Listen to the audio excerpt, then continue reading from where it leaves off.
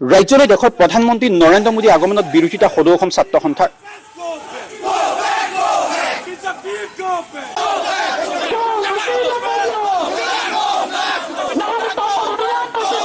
সমগ্ৰ ৰাজ্যৰ লগতে ডিব্ৰুগড়তো সদৌ অসম ছাত্ৰ সন্থাৰ বিশাল জোৰ সমদল আৰু এই জোৰ সমদলত আৰক্ষী বাধা প্ৰদান।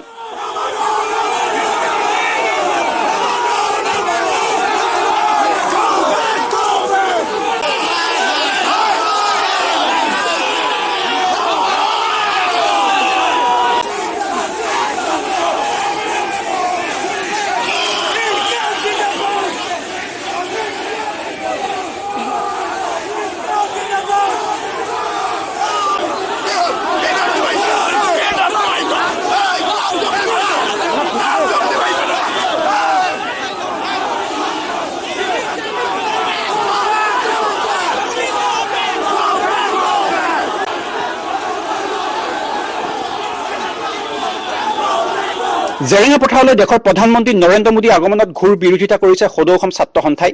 নাগৰিকত্ব সংশোধনী আইন ৰাজ্যবাসীৰ ওপৰত জাপি দি বাংলাদেশৰ সীমান্ত চিল নকৰি নানা ভুৱা প্ৰতিশ্ৰুতি প্ৰদান কৰা দেশৰ প্ৰধানমন্ত্ৰী নৰেন্দ্ৰ মোদী আগমনত কোনো কাৰণতে সমৰ্থন কৰা নাই সদৌ অসম ছাত্ৰ সন্থাই।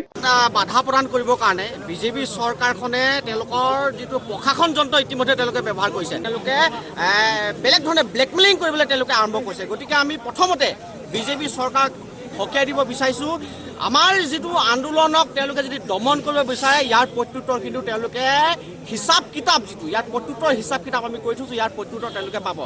আমি আজি এই প্ৰতিবাদ কাৰ্যসূচীৰে এটা কথা ক'ব বিচাৰিছোঁ, যিটো মিছা কথাৰ জৰিয়তে অসমীয়া জাতিটোক তেখেতে ধ্বংস কৰাৰ আৰু বিভ্ৰান্তি কৰিবৰ কাৰণে যিবিলাক তেওঁ পদক্ষেপ গ্ৰহণ কৰিছে তাৰ বাবে আমি আগতীয়াকৈ সকীয়াই দিছোঁ। কাৰণ ইয়াৰ আগতে তেওঁ এবাৰ আহিছিল ইলেকশ্যনৰ সময়ত তেখেত আহি পেলাই ডাঙৰ ডাঙৰ কথা কৈ যায়। ইয়াৰ আগতে তেওঁ কৈছে 16 মে'ৰ পিছৰ পৰা অসমৰ পৰা বাংলাদেশী টালি টোপোলা বান্ধি যাব বুলি তেওঁ ইয়াৰ আগৰ ইলেকশ্যনৰ সময়ত কৈছিল। কিন্তু আকৌ পুনৰবাৰ যেতিয়া ইলেকশ্যন পালেহি তেওঁ আহিছে, আহি পেলাই আমাৰ যিখন ঐতিহাসিক যিখন জেৰেঙা পথাৰ সেইখনক কালিমা সানিব বিচাৰিছে। গতিকে আমি হয়তো ডিব্ৰুগড় জিলা ছাত্ৰই ইয়াত তীব্ৰ বিৰোধিতা কৰিছোঁ আৰু আমাৰ এটাই দাবী আমি মানি নলওঁ। তাৰ লগে লগে EI আৰু অসম চুক্তিৰ আধাৰত অবৈধ বিদেশী বিতানৰ যিটো আমাৰ সমস্যা এই সমস্যাটো বিজেপি চৰকাৰে কৰিবই লাগিব, এই কথাটো স্পষ্ট। ৰাজ্যৰ ভিন্ন স্থানৰ লগতে ডিব্ৰুগড়তো মুখ্যমন্ত্ৰী গৃহ চহৰ গপাই সদৌ অসম ছাত্ৰ সন্থাই বাঢ়ি কৰিলে বিশাল জোৰ সমদল আৰু এই প্ৰতিবাদৰ মাজতে সদৌ অসম ছাত্ৰ সন্থাই খণ্ড যুদ্ধত লিপ্ত হয় আৰক্ষীৰ লগত। বিশাল আৰক্ষীৰ বেৰিকেড উফৰাই সদৌ অসম ছাত্ৰ সন্থাই বিশাল জোৰ সমদলে প্ৰতিবাদ সাব্যস্ত কৰে ডিব্ৰুগড় চহৰত।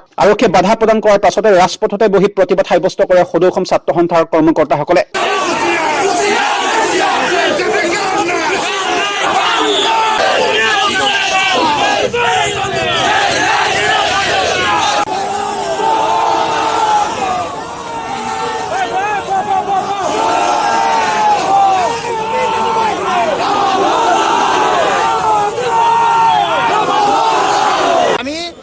আমাৰ সংগ্ৰামখন অধিক শক্তিশালী ৰূপত আমি আগুৱাই লৈ যাব বিচাৰিছোঁ আৰু আহিবলগীয়া যি নিৰ্বাচনৰ কথা তেওঁলোকে আহিছে, এতিয়া তেওঁলোকে মিছা কথা আকৌ পুনৰ মিছা কথা ক'ব। তেওঁলোকতো আমি মিছা কথা তেওঁলোকে পালোৱে।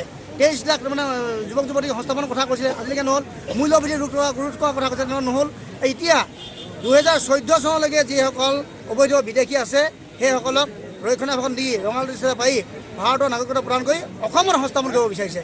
যিখন কাৰ কথা কৈছে ভাৰতবৰ্ষখন আনিছোঁ বুলি, সেইখন কাৰ প্ৰভাৱ কিন্তু অসমতে পৰিব। গতিকে এনেকুৱা এখন অন্যায়ভাৱে বলপূৰ্বক জাপি দিয়া এখন কাৰ আমি মানি নলওঁ কাৰণে আজি আমি প্ৰান্তে আমি আন্দোলন কৰিছোঁ।